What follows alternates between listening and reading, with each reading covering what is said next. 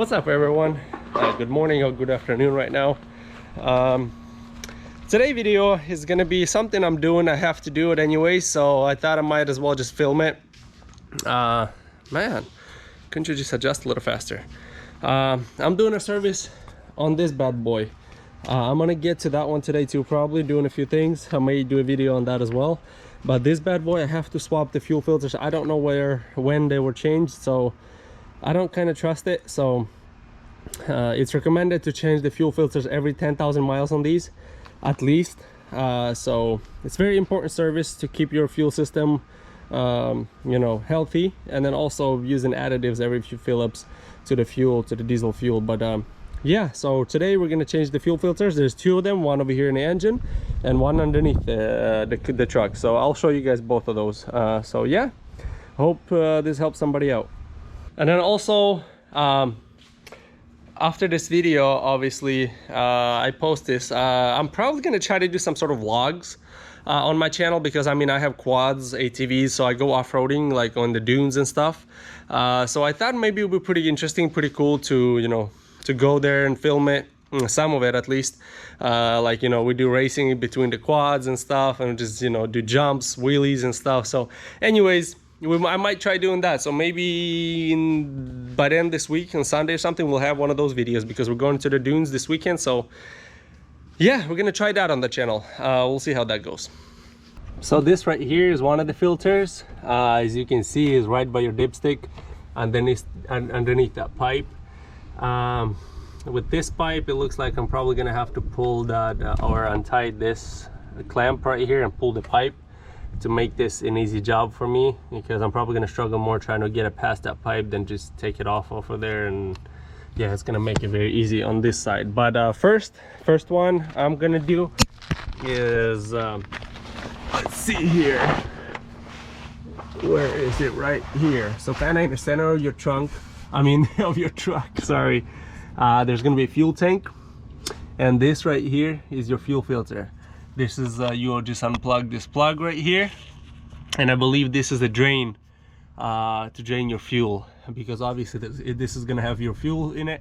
So you might want to get some sort of catch can. So once you've drained the fuel, then you just take the filter housing off, and yeah, and off you go to change the fuel filter.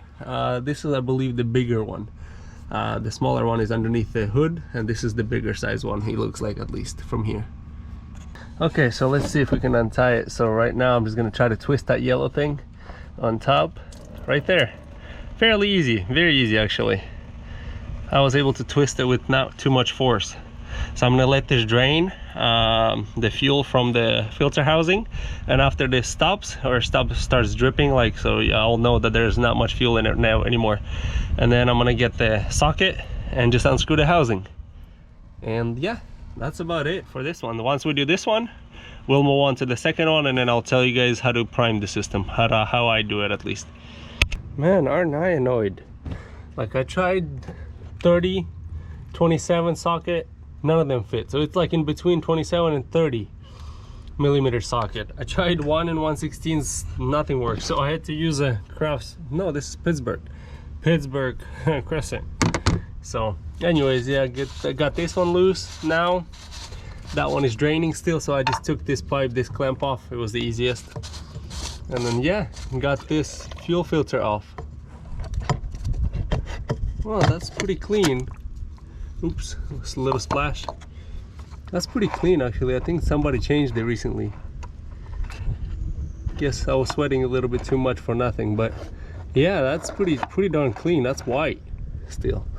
Anyways, I'll change it anyways, and so that way I'll know for sure when I changed it, and I can keep track. So because I don't know, this could have been 1,000 miles, 2,000, 3,000, 5,000, I don't know. But anyways, I'm gonna change them anyway.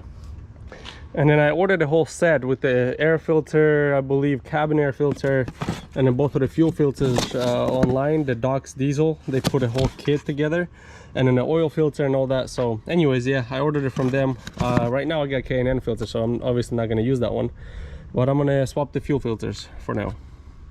So this smaller one, right? Yep, that's the smaller one, that's where it goes. So this one is fairly simple. You just take the old one out and then put the new one in and just kind of slide it about, and then you'll feel it kind of slide in, and it'll be pretty, you know, pretty stiff. And then you want to lubricate this seal. You want to change this seal too, because it seems like nobody changed this seal, because it was original and really stretched, so it wasn't even like, you know, tension on it. So I changed that seal, kind of lubricated with the old diesel, and yeah, off you go. And then just tighten it. And then the other one is still draining. I haven't touched that one yet, so I just kind of let that one drain, and I thought, hey, might as well just change this one, you know, while that one is draining. So, and then I got this crescent wrench. You don't want this too tight. You kind of tighten it with your hands and then just give it a little push, not much, because it's plastic and it's sealed off with the ring, so you don't need it necessarily. The tightness doesn't really do too much, so you just want to get it tight, and that's it. You don't want to press on it too hard, because you will crack the housing. Okay, so as you guys can see, it's not dripping anymore, so I'm gonna go and close this yellow one. Just twist it back to where it was, in the position it was, to the left, so that way you don't forget to close it later. So when you don't need it open anyways anymore. So now we're gonna untie this one, and I'm pretty sure it's gonna be the same size as the other one. So I mean, let's test it. Yep, it's the same size. I'm gonna have to use this wrench for this also. This sucks. I'm gonna have to go find a new socket that I don't have.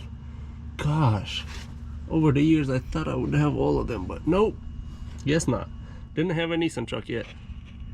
Okay, so I got this one out with the whole deal. It was a little pain to get out.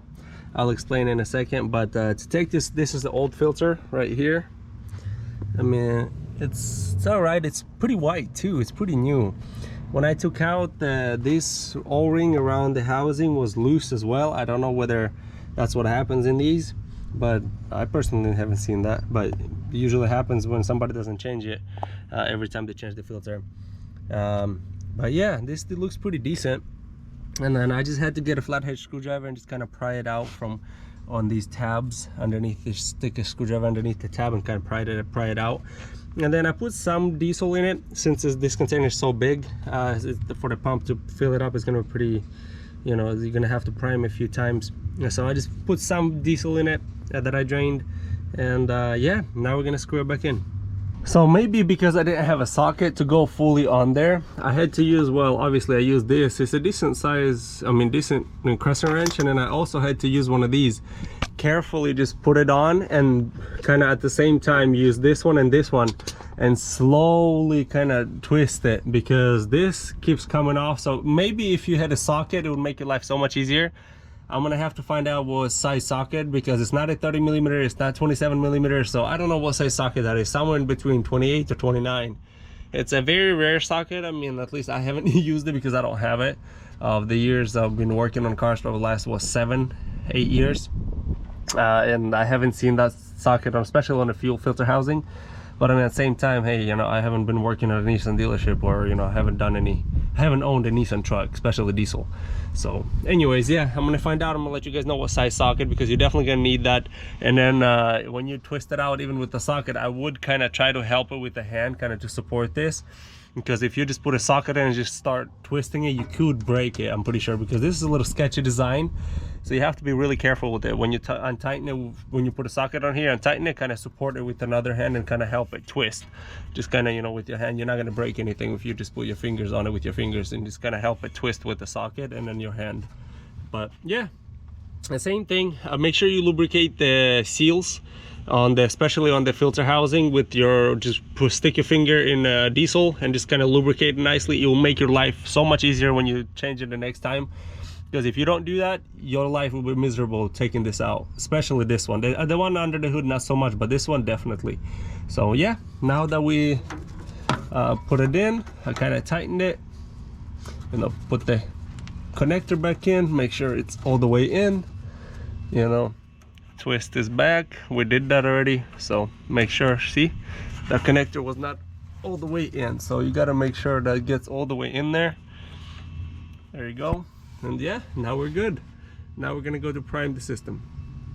Man, these trucks are huge. I'm like 5'11". This like right up to my shoulders. I have to use a little ladder just to get there. But anyways, And then to prime the system, what I do is you come in the car, you turn the ignition on, and you will hear the pump pumping.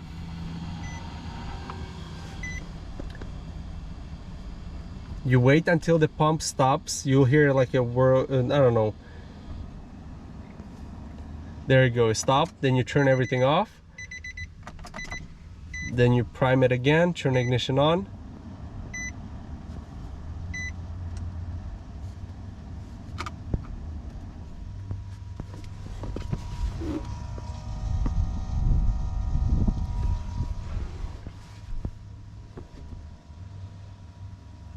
Anyways, you repeat that process about 5 times. I like to do it 5 times just to make sure it's all primed. Once you prime it, like after you turn ignition on and off for like, you know, you turn it on, leave it for like 15-20 seconds, turn it off again and do that 5 times. That will most likely prime your system. After that's done, then you can try starting it. Okay, after I did that about 5-6 times, then just go ahead and start it. There you go. The truck starts right up. So yeah, so you just make sure you prime it after you change the fuel filters. Make sure you prime the system, like turn ignition on, leave it for like 15-20 seconds, turn it off, then turn it on again for about 15-20 seconds. Do that like 5-6 times and you'll be fine. After that, it will start right up. It will fill the filters. Like I didn't fill the other one, the front one. I filled this one a little bit. You don't have to do that because the truck will prime it itself anyways. It'll get all of the air out of the system and everything into the filter and everything. So yeah, anyways, yeah, system is primed, truck is running perfectly. So that's how you do fuel filter swap, you know, because a lot of people, I heard even in like forums and, you know, everywhere, complaining, you know, that they bought a vehicle and they changed the fuel filters and one of them was dirty, one of them was clean. So that tells me, you know, whoever had that truck didn't really know that there was 2 fuel filters. So that's very important to know. There's one in the engine bay and one underneath your truck, kind of in the center of it, in the front of the fuel tank underneath. So yeah, the front one underneath the engine, very simple to change, very easy. The back one, you kind of need the right socket, the right size socket. Oh yeah, I promise you I'll find the socket, what size socket that is. I'll find that. I'll insert it before I end this video. But yeah, the right socket, and then you're gonna have to support it with your hand because it's kind of sketchy on you know, unbolting that or on, you know, untying it. Even with the right socket, you're probably gonna want to support it with your hand, kind of, so just to make sure you're not kind of putting pressure, kind of, you know, cranking it. So you're just kind of untying it straight. So just kind of support it with your hand and kind of help it. That will help you a lot. But yeah, let me look it up really quick, what the socket size is, and I'll let you know. Okay, you guys, so I checked for you guys. It's a 28mm socket. It's a 5-point socket, so make sure you grab yourself a 5-point socket that's not too shallow. Make sure it's a little deeper. It doesn't necessarily have to be a long one, preferably not, but you know, decent sized one. It's a 28mm socket, 5-point socket. So you can type it in Amazon or go to your local store, parts store, and see it. But anyways, that's the size. Okay, now while the truck is running, obviously I'm going to check, make sure nothing is leaking, which is not here on this side at least. Let's go check here. Yep, everything looks good. So yeah, we're done here. So it's not very complicated. Oh man, these trucks are pretty high too, especially compared to the Ram 1500 Eco Diesels. Even lifted 2-inch lift kit, this is still higher. But anyways, yeah, hope you guys enjoyed this video. Hope we helped one of you guys out, because it's a fairly simple service to do at home, and you can order these fuel filter kits and stuff online. There's companies like this one that I showed you guys. They make the kits with the air filter, fuel filter, cabin air filter, oil filter, everything in the kit. So you can order and you can do it yourself. So you'll save yourself some money, because especially these trucks, you know, they require kind of additive, especially in United States here, because the fuel is kind of not as lubricating as the European are. So you kind of might want to use a fuel additives to lubricate your fuel system every few fill ups on a fuel tank, on a full tank. And then change the filters every 10,000 miles, like I said, and you should be good. I'll make more service videos as I go along. I'm gonna have to do diff service, I'm gonna have to do transmission service on this truck, and yeah, anyways, as I go along I'll make more videos on this truck. And if I modify it more, you know, if I lift it, I ordered some wheels and tires. There's gonna be a video on that coming soon also. To me, those wheels are really nice. I like them, but to each their own. But anyways, I'll have video on that. So hope you guys enjoyed this video. Give this video a thumbs up, subscribe to the channel, and as usual, see you next time.